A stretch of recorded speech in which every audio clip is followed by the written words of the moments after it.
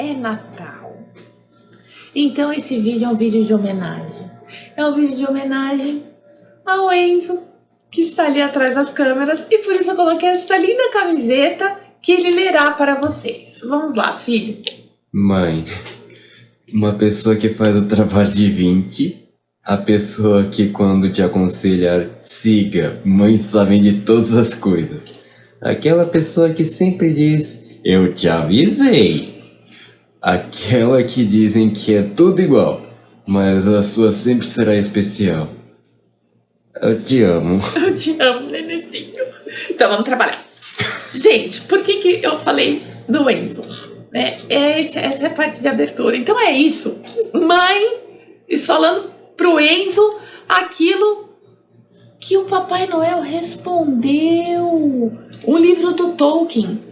Um livro para crianças, sim, mas para adultos também. Lembre-se das cartas que você já mandou ao Papai Noel, que às vezes ele não respondia, e também cujo presente às vezes ele não trazia porque você exagerava. Aqui, o Tolkien, o Papai Noel, responderá às cartas que os filhos do Tolkien escreviam, falando dos seus pedidos e de várias coisas no final do ano. Enzo, roda a vinheta para as cartas do Papai Noel.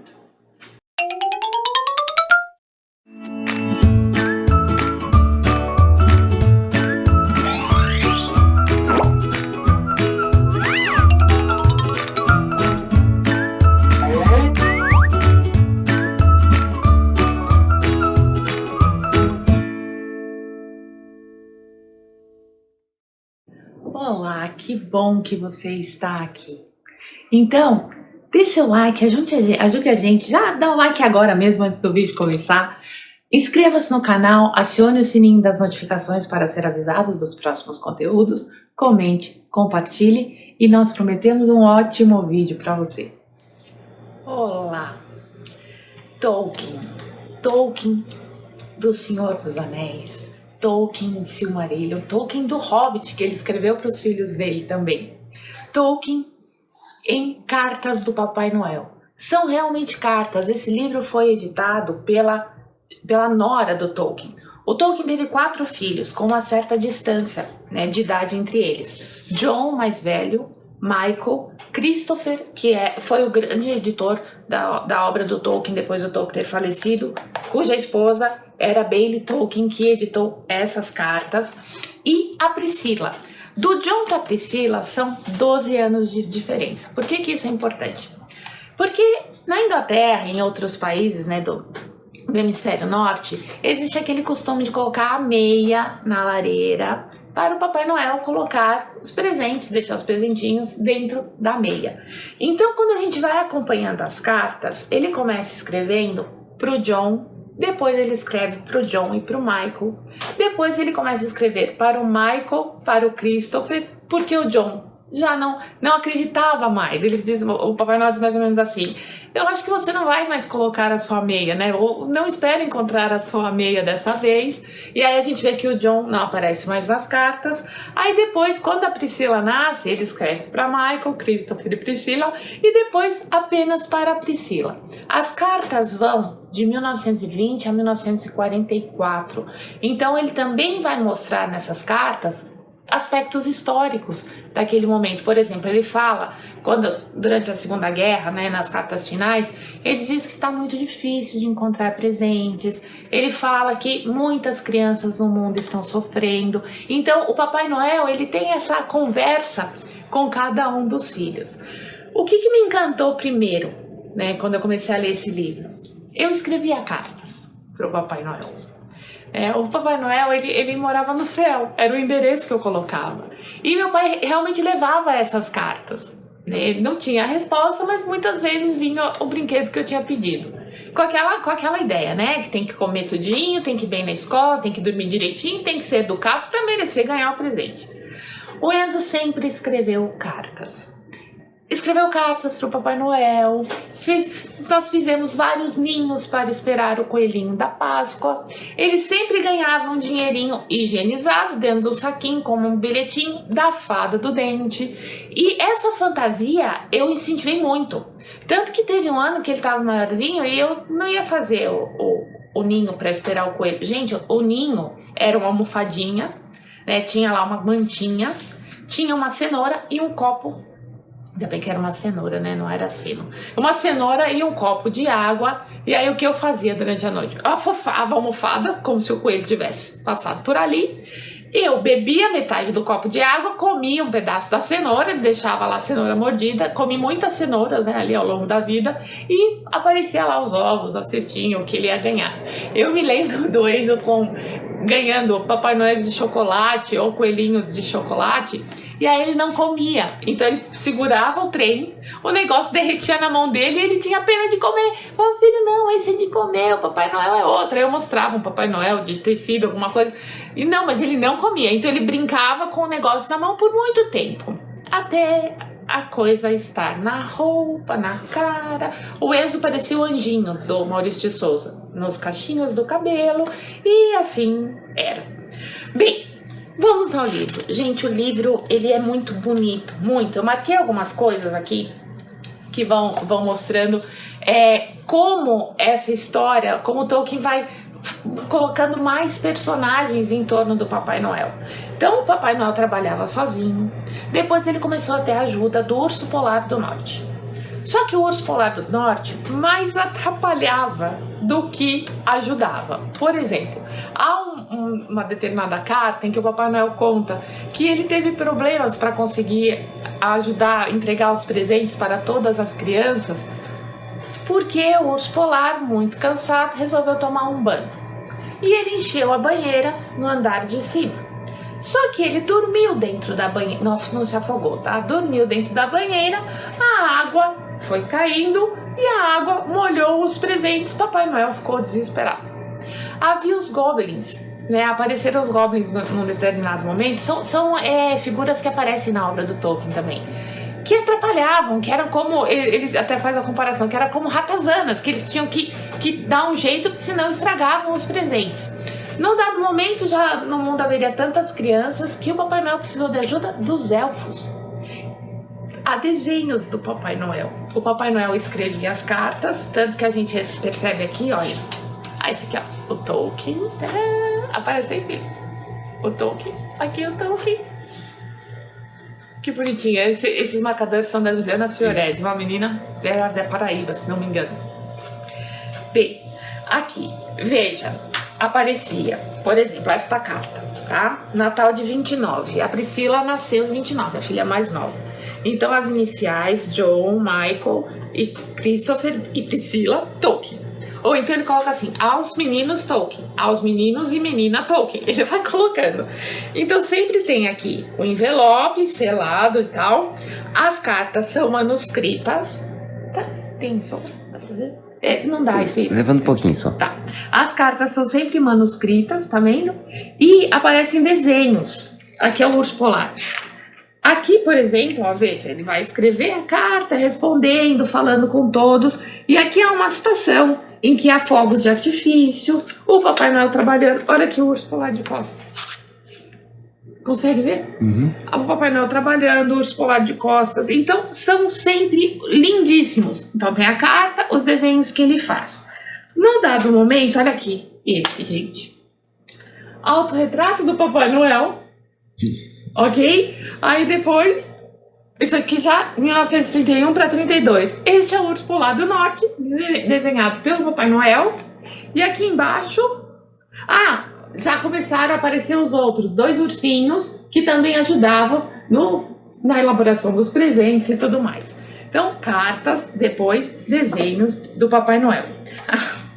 Lembram-se de que no Senhor dos Anéis havia um alfabeto?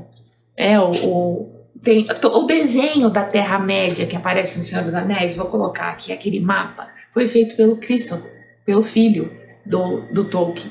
E a gente tem também uma língua que o Tolkien vai criar.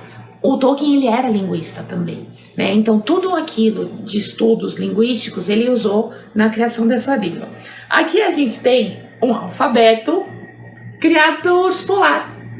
Porque o urso polar tinha dificuldade de escrever, no caso em inglês, né? Tinha dificuldade de escrever. Então ele usava esse alfabeto. Essas aqui, todos esses desenhos, obviamente, havia desenhos diferentes para mais de uma letra. Todos esses desenhos serão usados em mensagens cifradas. Então, às vezes a gente está lendo, aí tem que voltar e achar aqui o alfabeto. Ele aparece em mais de um momento. Aqui, por exemplo, é a cena que eu falei. Urso polar tomando banho, Enzo vai controlando aqui. Urso polar tomando banho, a água inundando as coisas. Papai Noel muito bravo com o urso polar. Há um certo desespero. O urso polar aqui colocando regras para os próximos natais, certo? Então, para a organização, o urso polar. E aqui, eu mostrei para vocês anteriormente a carta do Tolkien manuscrita. Aqui é a carta escrita pelo urso polar. Mas como ele mesmo explica que ele tem a pata gordinha, ele escreve com vários problemas linguísticos na escrita dele. Por exemplo, eu encontrei alguma coisa aqui, envio a vocês uma cópia. Ele tinha perdido a carta do Papai Noel. Agora ele achou uma cópia da carta que ele perdeu para mandar para as crianças. Não precisam preencher as partes em preto se não quiserem. Demora muito para escrever, mas acho que é bem inteligente. Olha aqui o urso polar. O urso polar, no final, ele não é exatamente alfabetizado, então ele acaba errando na escrita algumas vezes. Então a gente tem, gente, coisas lindas nesse livro. Aqui, o Papai Noel, ele escreve um poema para Priscila. Então, tô vendo a estrutura dos versos. E quem fez o desenho foram os elfos, porque o Papai Noel não estava com tempo de fazer os desenhos. E a carta é toda comentada. Os comentários que aparecem com essa letra são do urso polar. Lembra? Eu mostrei para vocês. Quando aparece essa letra redondinha aqui, é a letra, o comentário de algum elfo ajudante do urso polar. Elfo ajudante do Papai Noel, porque o urso polar era o ajudante maior que mais atrapalhava. Então aqui, estamos no poema, né? Comentário do urso polar, fraco. Ou então aqui, estamos no poema. Só rimas... Só rima sem noção. Era um prego e ainda enferrujado. Então tá destruindo o poema do Papai Noel. Aí ele fala aqui, né, que não descansou. Jamais descansa o urso polar. E ele assumiu que fez um erro. Aí o urso polar diz, eu não tive escolha. Então o urso polar faz comentários ao longo do texto, sempre assim, destruindo o que o Papai Noel fala. Mas essa conversa... Eu me lembro de quando eu devia ter uns 4 ou 5 anos. Aí a gente tava conversando, daí ele falou pra mim assim... A Júlia me falou que o pai dela disse pra ela... A Júlia era uma amiguinha da escola. Que o pai dela disse pra ela que Papai Noel não existe. Que o Papai Noel é nosso pai. O Enzo me falou isso com tanta tristeza. Que eu falei, não, Enzo. O Papai Noel sempre existe no nosso coração. Quando ele tinha uns 10 anos, né, eu lembro de uma conversa que a gente teve. Em casa tinha uma fita do Expresso Polar. Vai aparecer aqui a capinha do DVD, que ele assistiu umas 500 vezes na vida dele. Ou mais. Né? Eu perguntei para ele assim, ei, Enzo, você acredita no Papai Noel? Aí a resposta dele para mim foi assim. As pessoas falam que ele não existe. Ninguém acredita nele na escola. Aí o Enzo olhou bem no meu olho e falou assim... Mas eu acredito. Aí eu falei pra ele, eu também. E aí nós conversamos sobre o fato de que às vezes você não precisa contar pros outros, né? Você não precisa contar para pessoas que vão rir de você porque não acreditam em alguma coisa que você acredita. Mas que você guardasse, né? Eu falei pra ele que ele guardasse isso dentro do coração.